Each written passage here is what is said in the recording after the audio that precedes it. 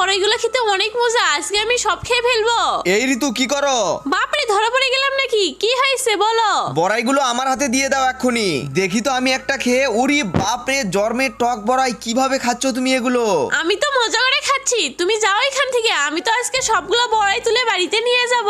সর্বনাশ ঋতু, এতগুলো বড়াই তুমি কি করবে? দাও, ওগুলোই নিয়ে যাই। এই দাঁড়াও বলতেছি, আমায় ছেড়ে যাচ্ছ কেন? কই রে, কোথায় তুমি? আরে কই গেলে, দেখতেছি না তো।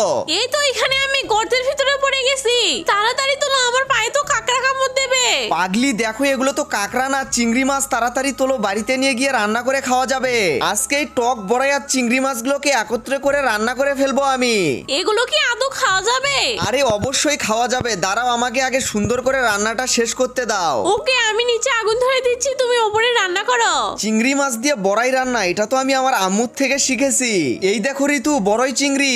দাঁড়াও, এক্ষুনি হাত দিও না, আগে আমার স্পেশাল মশলাটা দিয়ে নেই। ওকে, এবারে খেয়ে দেখি। বন্ধুরা, তোমরা ভিডিওতে লাইক